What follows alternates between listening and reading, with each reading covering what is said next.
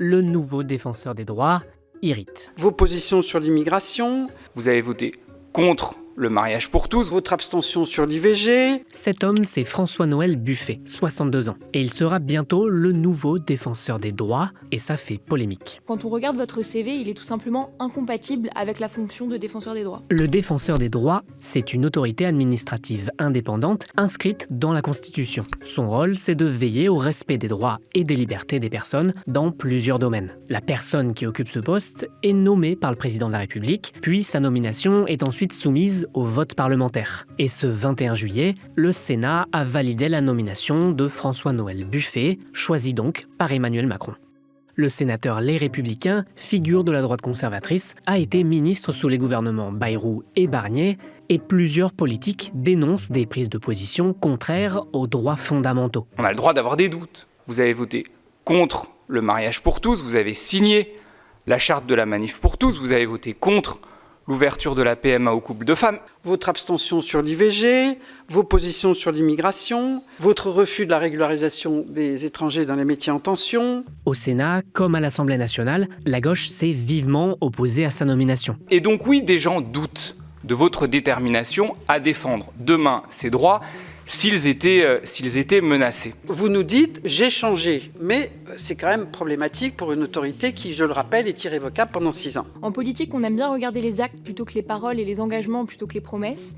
Alors quand on regarde votre CV, il est tout simplement incompatible avec la fonction de défenseur des droits. Une pétition pour s'opposer à la nomination du sénateur a réuni plus de 150 000 signatures. Alors ce ne sont pas de vilaines personnes, ce ne sont pas des radicaux qui auraient quelque chose de personnel contre vous, ce sont simplement des personnes qui sont inquiètes et elles ont raison. Et quelques heures avant la validation de sa nomination, des militants d'associations avaient déployé cette banderole dans le jardin du Luxembourg face au Sénat.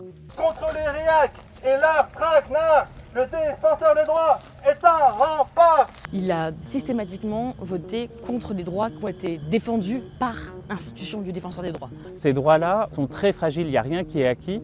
Et donc notre situation actuelle, elle est dans la peur, en réalité. La peur des échéances de 2027, mais on se rend bien compte qu'en fait l'élection présidentielle est dès à présent en train de se jouer. François-Noël Buffet avait déjà répondu à ces critiques le 15 juillet lors d'une audition à l'Assemblée nationale. En ce qui concerne la question du mariage pour tous, nous sommes plus de 13 ans plus tard. On peut parfaitement admettre que j'admets parfaitement que, d'abord, j'admets que les choses ont évolué, que ça ne pose aucun... Et que par aujourd'hui, j'ai peut-être sans doute fait, si ce n'est une ânerie, en tous les cas, c'était une conviction, un doute que j'avais à cette époque-là, sur les conséquences et pas sur le principe.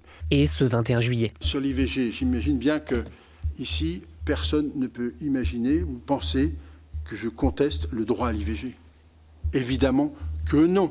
Le mandat de François-Noël Buffet durera 6 ans et sera non renouvelable. Il succède à Claire Hédon qui avait été nommée également par Emmanuel Macron en 2020.